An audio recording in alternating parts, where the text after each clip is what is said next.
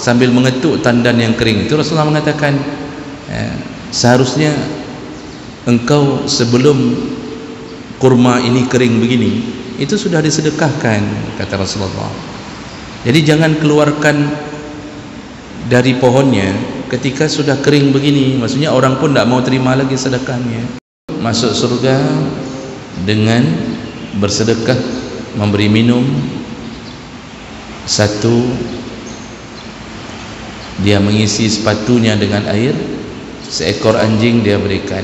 Rasulullah mengatakan dia surga karena Allah ridha terhadap amalnya. Dan ini terus akan dicatat Allah Subhanahu wa taala. Makanya salah satu daripada amalan yang paling hebat selama kita hidup di dunia. Assalamualaikum warahmatullahi wabarakatuh. Banyak sekali pertanyaan jamaah, Ustadz kasih kami channel untuk kajian anak-anak muda. Di antara anak muda berasal dari Aceh, luar biasa, channelnya Maulizul Akbar Nak. Tonton, subscribe, like, share, komen.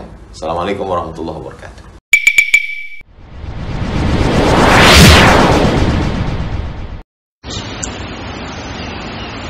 Assalamualaikum warahmatullahi wabarakatuh. Alhamdulillahi rabbil alamin. Wa bihi nasta'in ala umuri dunya wad din. Asyhadu an la ilaha illallah wahdahu la syarika lah. Wa asyhadu anna Muhammadan 'abduhu wa rasuluhul karim. Allahumma shalli wa sallim على نبينا المصطفى محمد وعلى آله وأصحابه أجمعين. أما بعد، رب اشرح لي صدري ويسر لي أمري واحلل عقدة من لساني يفقهوا قولي.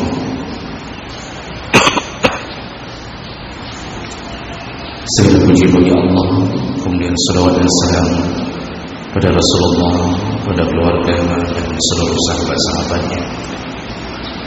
Bapak Ibu jamaah salat subuh yang Allah muliakan,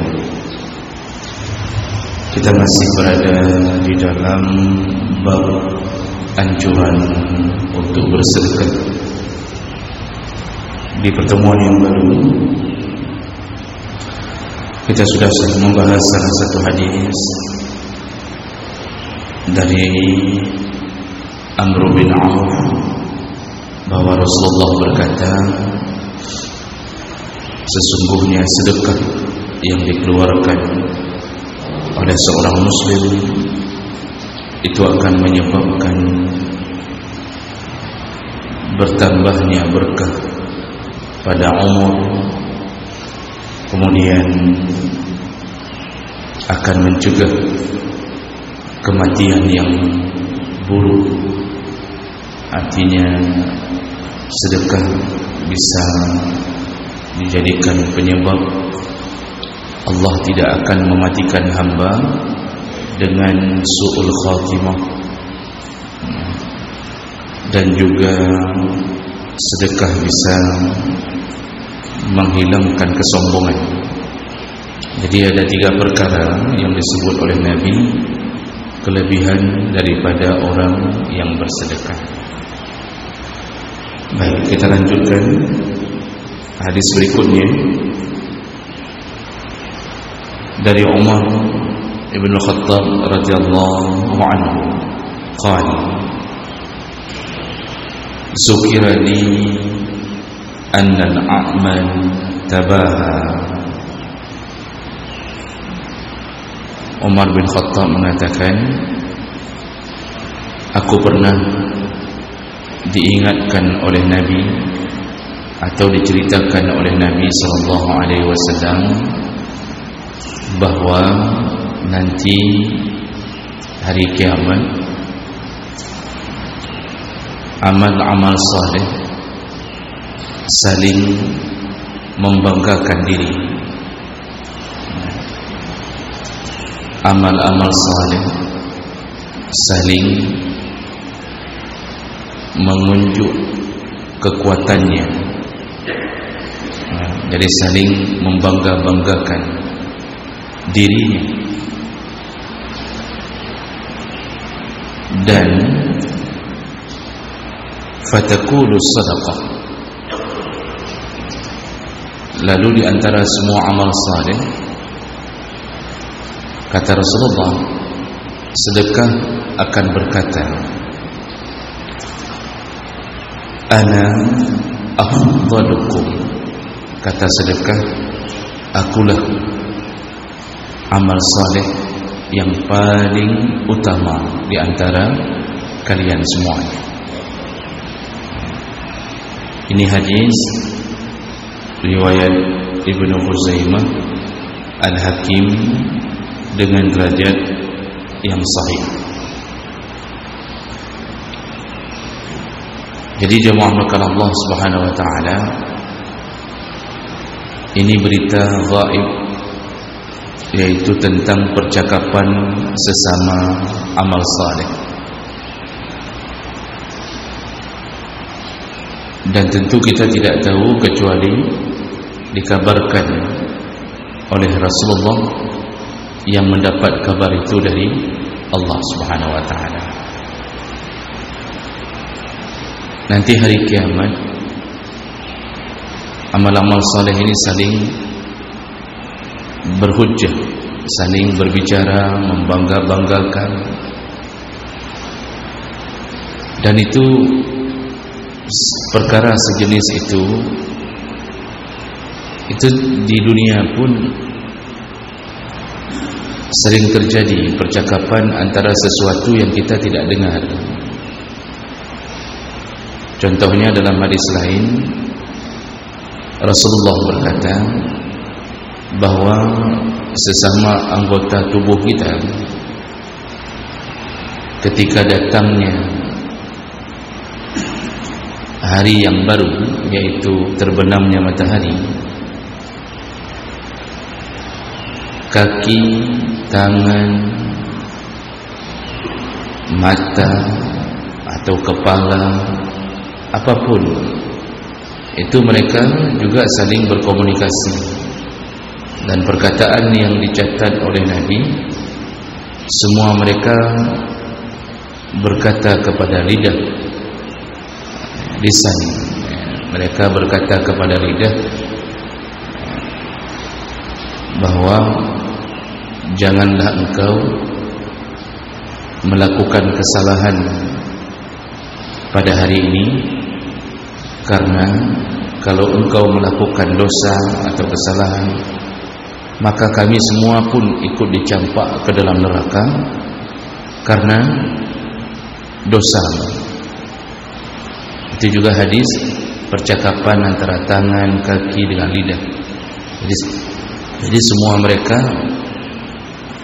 khawatirnya lidah yang tergelincir ke dalam dosa, karena yang paling mudah melakukan dosa itu lidah.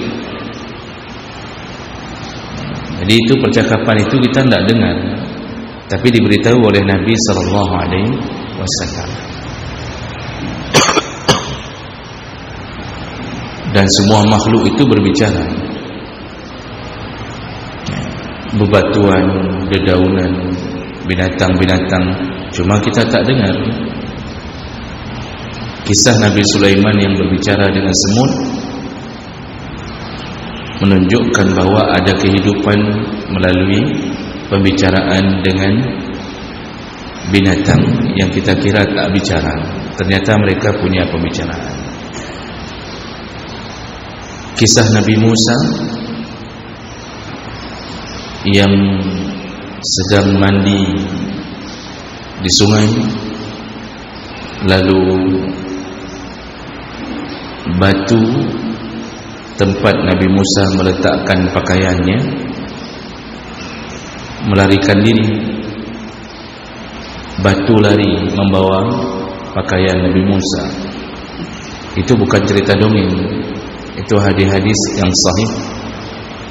Bahkan Syekh Sulaiman Al-Ashqar mengumpulkannya dalam kitab hadis-hadis sahih di dalam Al-Quran yang menceritakan kisah-kisah dalam Al-Quran, termasuk salah satunya kisah batu melarikan diri membawa lari pakaian Nabi Musa. Jadi Nabi Musa mengejar batu itu sambil telanjang. Kenapa bisa begitu? Karena di Bani Israel, kebiasaan Bani Israel Yahudi, atau lebih tepat Bani Israel, mereka sering mandi telanjang berkelompok-kelompok. Yang kebiasaan Yahudiawan. Makanya orang yang hari ini sering mandi telanjang berkelompok ni Yahudi ni. Nanti mandi sama-sama pakai celana dalam cuma. Itu kebiasaan Bani Israel mandi telanjang. Dan memang pada waktu itu syariatnya belum sampai syariat seperti kita untuk menutup aurat seperti umat Nabi Muhammad. Tapi mereka tidak pernah melihat aurat Nabi Musa. Nah, pernah lihat? Karena Nabi Musa kalau mandi tidak mau mandi bersama mereka, tidak mau mandi bergabung bersama mereka. Walaupun mandinya juga telanjang. Akhirnya Bani Israel mengatakan Musa itu pasti ada kelainan, sehingga dia tak berani mandi telanjang di hadapan kita. Pasti Musa itu punya kelainan pada fisiknya atau pada organnya. Itu berkembang tuduhan terhadap seorang nabi dari Bani Israel. Nabi Musa tetap tidak menampakkan auratnya. Tapi untuk menjawab fitnah itu, Allah punya cara sendiri. Caranya bagaimana? Ketika Nabi Musa sedang mandi, diletakkan pakaiannya di atas batu. Ini mandi sendiri nih Pak. Allah perintahkan batu membawa lari pakaian Nabi Musa. Jadi dibawa lari itu. Nabi Musa refleks mengejar pakaiannya sendiri yang dibawa lari. Jadi dia kejar batu. Batu itu ternyata berlari di hadapan Bani Israel yang sedang mandi ramai-ramai telanjang. Tiba-tiba lewat Nabi Musa mengejar batu dengan keadaan telanjang. Di situlah Bani Israel melihat pertama sekali kondisi Nabi Musa, dan ternyata tidak ada cacat, tidak ada kelainan. Baru tertutup fitnah itu. Jadi Allah dengan keadilannya, Allah ingin menjawab fitnah tanpa bermaksud, tanpa membuat Nabi Musa bermaksud membuka aurat. Begitu cara Allah menjawab fitnah di Bani Israel. Nah, yang kita mau kasih tahu bahwa ada makhluk yang kita tak tahu bergerak, berbicara, sebenarnya juga mereka hidup. Nah, dalam hadis ini salah satu keadaan yang gaib yang kita tak tahu kecuali diberitahu oleh Allah dan Nabi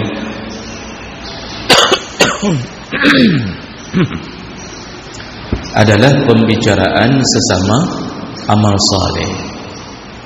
Jadi ketika berkumpulnya amal saleh yang sunnah, Pak.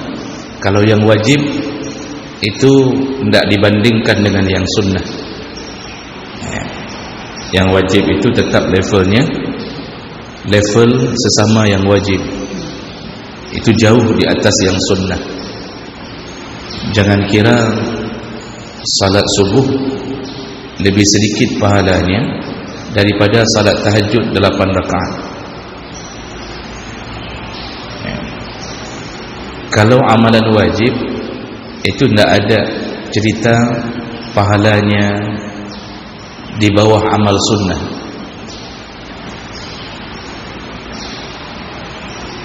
Kalau salat subuh sebelum fajar, salat subuh atau salat fajar, yaitu rakaat 2 rakaat qabliyah subuh, pahalanya mendapatkan kebaikan dunia dan isinya di subuh itu, maka jangan tanya salat subuhnya. Kalau salat sunnahnya begitu pahalanya, jangan tanya tentang betapa besarnya orang yang melakukan salat subuh.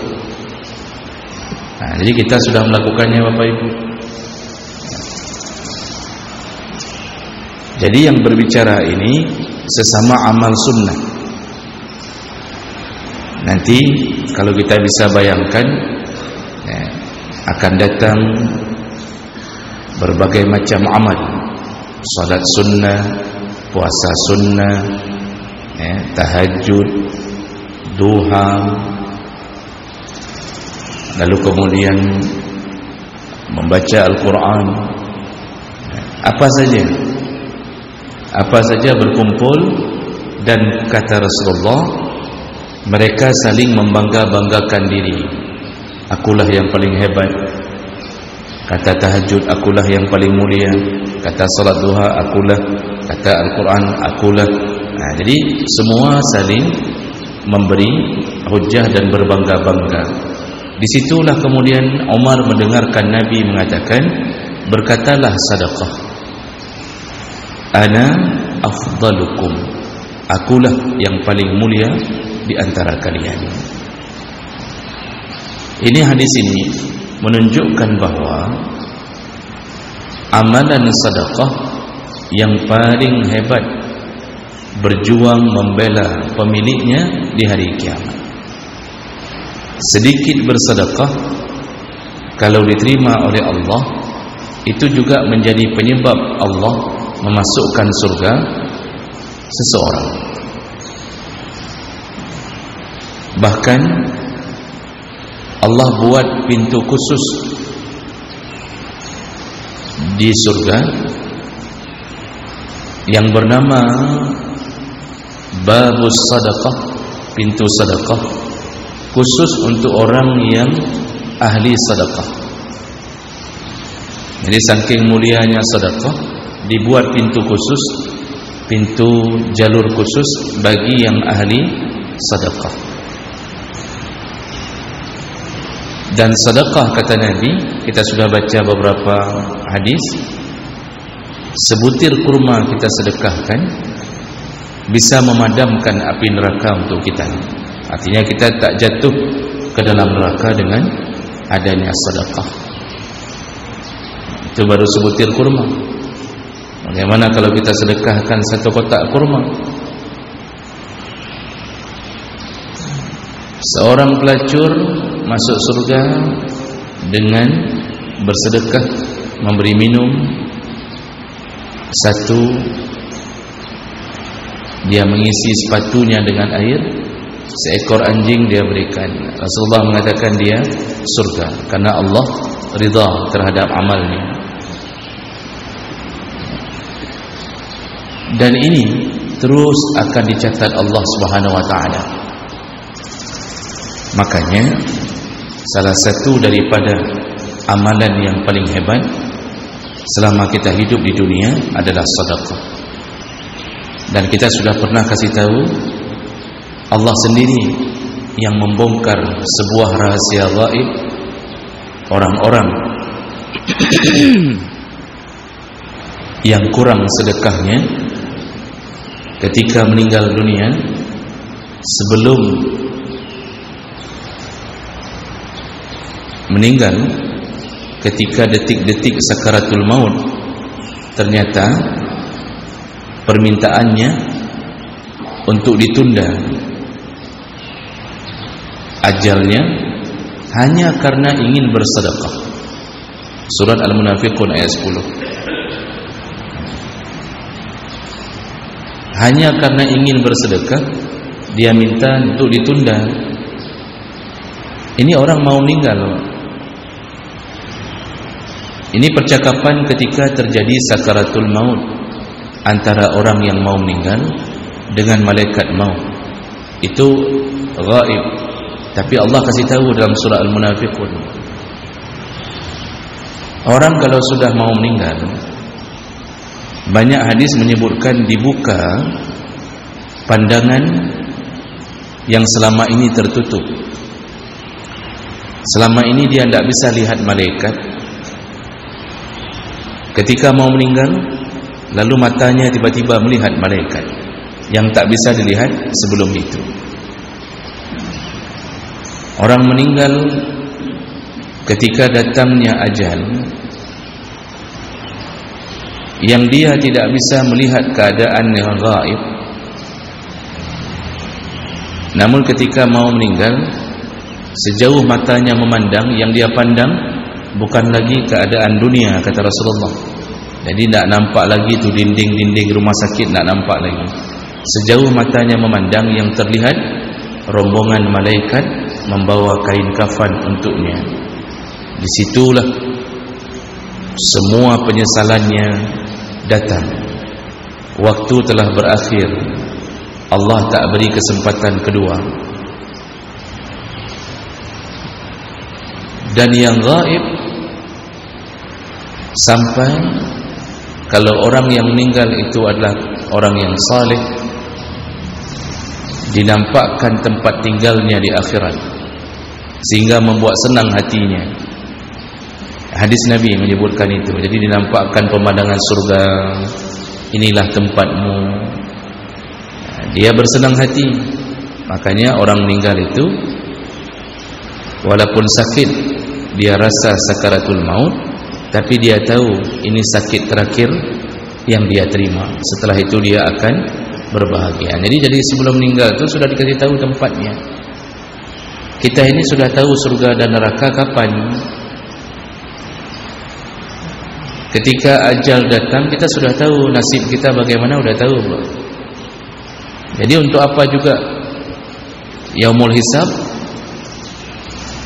Untuk apa juga menimbang amal? Itu hanya sekedar menunjukkan bukti bahwa engkau pantas di dalam surga atau engkau pantas dalam neraka. Buktinya ini.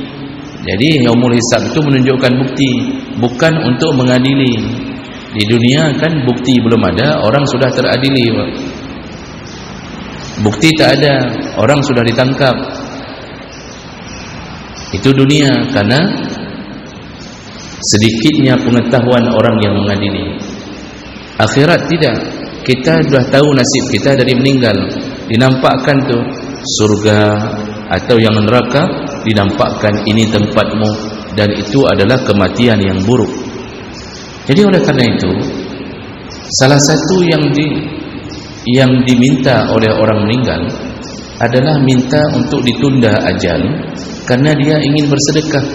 Itu permintaan dari orang yang sudah tahu yang gaib. Itu permintaan dari orang yang sudah dibuka rahasia akhirat. Kalau begitu, permintaan yang paling murni, permintaan yang paling diharapkan berdasarkan pandangan akhiratnya, dari semua amal yang diminta adalah waktu untuk bersedekah. Wajar kalau sedekah kemudian berkata, akulah yang paling afdal di antara kalian.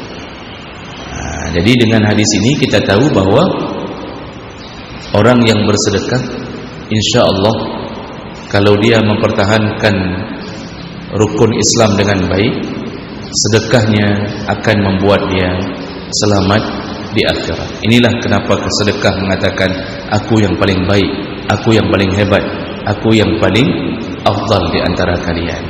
Di sini hadis ini telah menyatakan kelebihan sedekah. Sedikit lagi kita sambung dengan hadis berikutnya.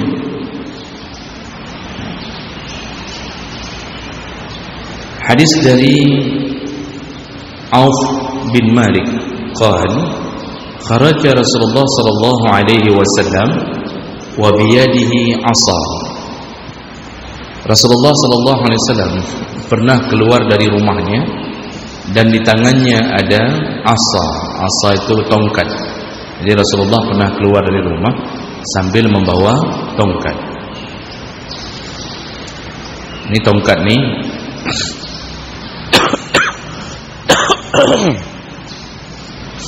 tongkat ini tongkat biasa.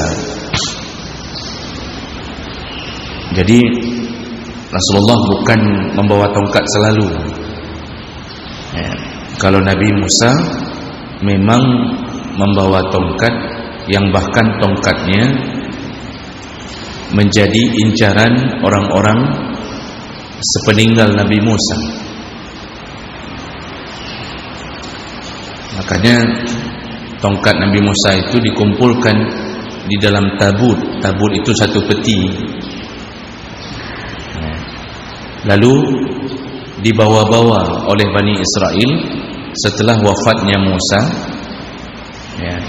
Masukkan tongkat Nabi Musa ke dalam peti dengan Taurat yang asli. Ini berdasarkan tafsiran surah Al-Baqarah, ketika Allah menyebutkan fihi tabut, yang di dalamnya ada peninggalan-peninggalan Nabi Musa. Itu tabut, itu peti itu dibawa-bawa oleh Bani Israel. Kemana mereka pergi bawa, sampai akhirnya menghilang, tidak tahu kemana. Artinya dikuburkan, tapi generasi berikutnya tidak tahu lagi di mana.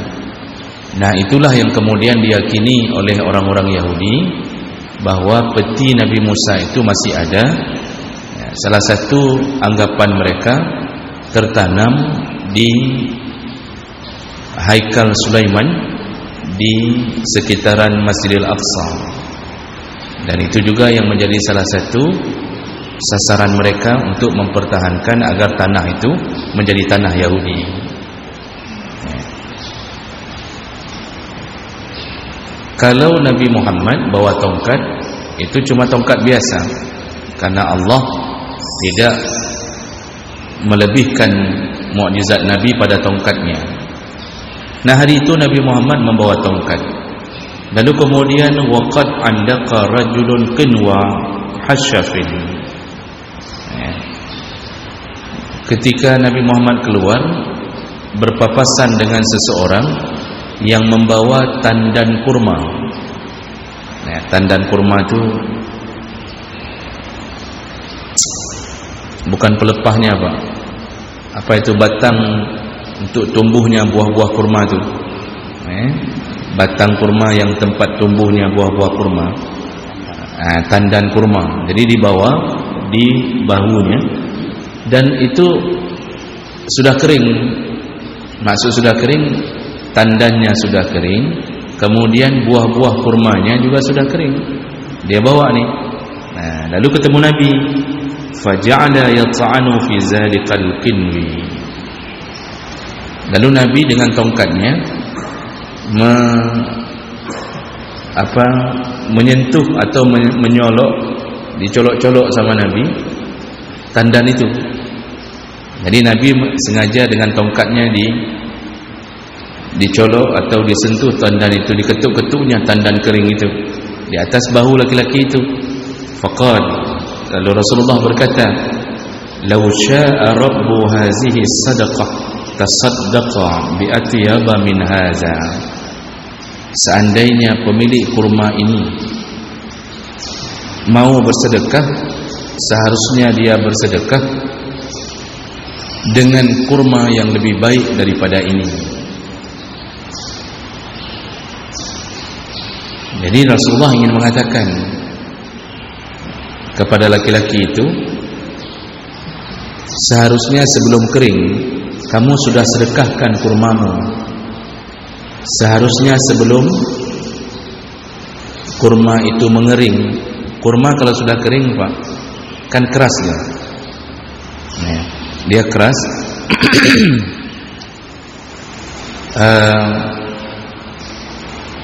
Untuk dimakan pun susah.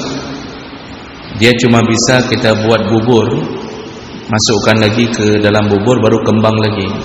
Kalau di Mesir itu memang dijual kurma kering, itu kering sekali, artinya udah keras, itu baru ngembang lagi, tapi rasanya tetap tidak selezat awal. Itu kalau dimasak dengan bubur atau kanji atau apalah, begitulah sejenisnya. Nah, jadi Rasulullah sambil mengetuk tandan yang kering itu, Rasulullah mengatakan, seharusnya engkau sebelum kurma ini kering begini, itu sudah disedekahkan, kata Rasulullah. Jadi jangan keluarkan dari pohonnya ketika sudah kering begini, maksudnya orang pun tidak mau terima lagi sedekahnya. Nah, lalu Rasulullah tutup hadis ini dengan mengatakan, inna rabba hazihi sadaqah ya'kulu hasyafan yaumal qiyamah. Kalau engkau atau kalau pemilik kurma yang kering ini menyedekahkannya, maka Allah nanti membalas juga dengan kurma kering yang dimakan di akhirat. Artinya Allah membalas seperti engkau memberi di dunia. Kalau engkau beri yang tidak baik ke orang, Allah pun memberi yang tidak baik untukmu di akhirat. Nah, jadi hadis ini intinya apa? Rasulullah ingin mengingatkan kita, kalau sedekah itu jangan terlambat. Itu yang pertama. Jadi kalau panen pohon buah-buahan, ya, kalau kita punya pohon mangga, kita punya pohon pepaya, begitu panen itu dipetik, Pak, kemudian sedekahkan. Tidak mesti semua. Sedekah itu tidak mesti semua. Setengah pun sudah banyak itu. Sedekah sepertiga itu sudah bagus.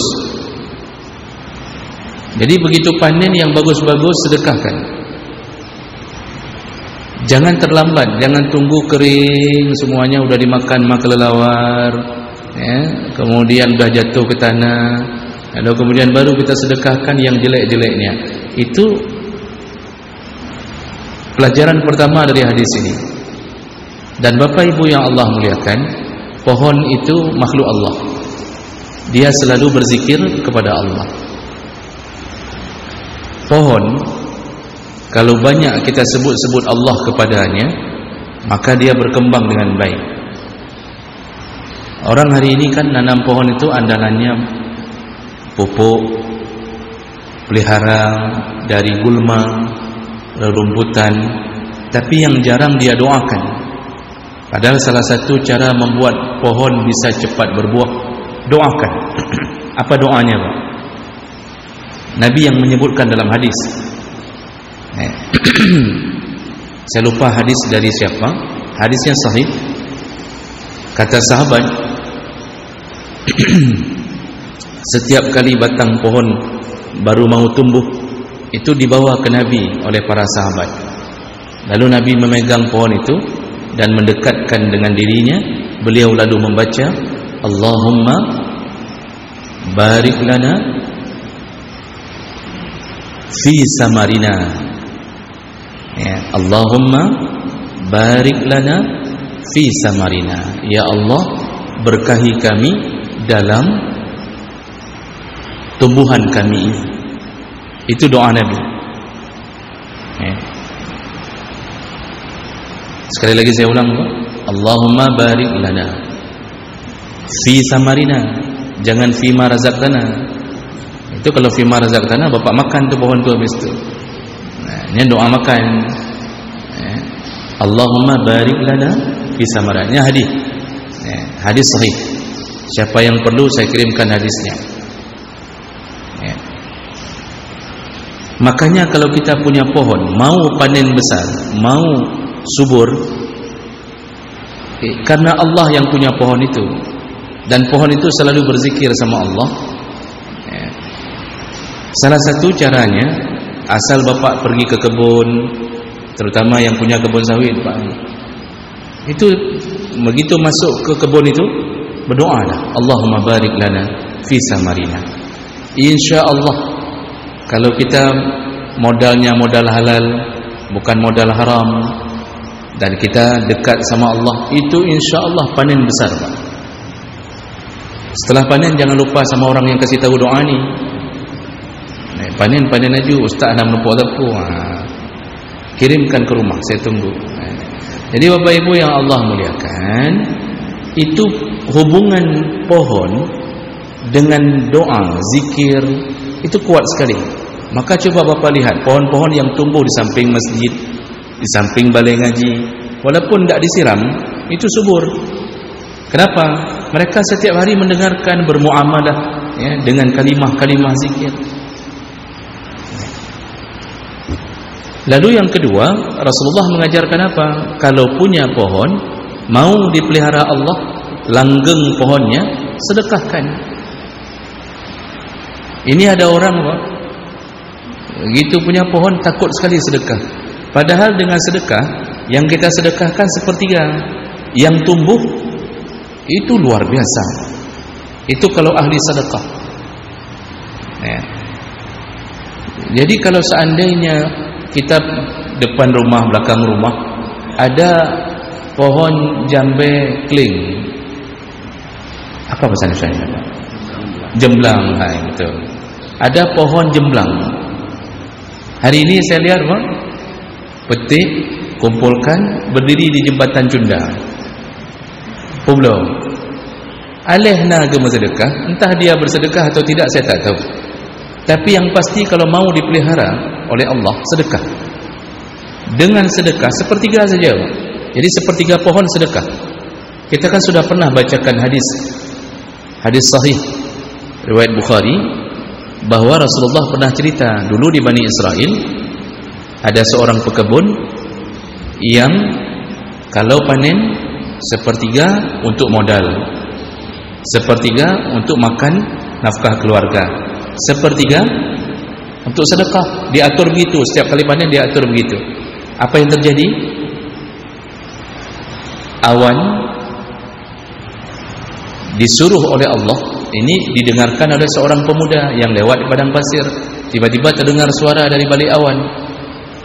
Apa suara itu? Katakan, bawalah awan ini ke kebun si fulan. Disebutkan nama pemilik kebun itu. Turunkan hujan di sana. Begitu perintah Allah. Diikuti oleh pemuda ini, kemana awan itu pergi. Betul, awan kumpul di kebun itu saja, turun hujan di kebun itu saja.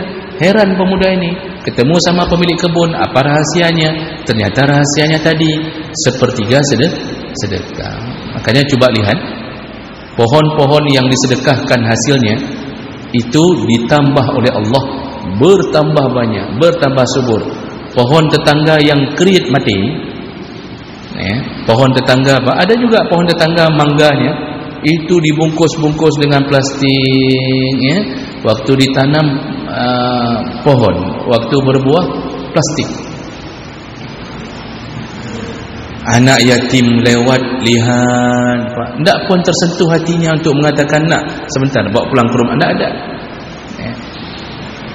Satu komplek tidak pernah merasakan apa yang dari pohonnya. Apa akibatnya Pak? Mengecil, mengering, mati. Karena Allah tahu tidak ada manfaat, tidak disedekahkan. Tapi kalau suka sedekah, membesar ya, terus membesar. Jadi mangganya pun besar-besar ya, rezekinya bertambah besar, istrinya pun bertambah besar. Karena tiap hari makan buah mangga itu terusan. Nah, makanya ini rahasia apa? Bagi orang yang mengharapkan ridha dan sekaligus tahu pembalasan Allah, la in syakartum la azidannakum. Kalau engkau mensyukuri nikmatku dengan cara membalas, memberi kepada orang, maka la azidannakum, pasti ku tambahi nikmatku kepadamu. Nah, yang terakhir adalah Nabi ingin mengatakan kalau kasih sedekah, kasih yang baik-baik. Jadi jangan waktu udah kering ya, baru kasih dari awal, cari yang terbaik, kasih ke orang. Kita sudah jelaskan itu. Allah mengatakan, dan tanalul birra hatta tunfiqu mimma tuhibbun. Engkau tidak akan menerima kebaikan yang sempurna sampai engkau memberikan yang terbaik yang engkau miliki. Nah, jadi kasih yang baik-baik yang kita suka, dan itulah yang kita kasih untuk orang lain, itu sempurna pahalanya. Baik, inilah dua hadis yang kita baca tentang kemuliaan orang yang bersedekah ya, bahkan pada tanaman-tanaman yang dia miliki.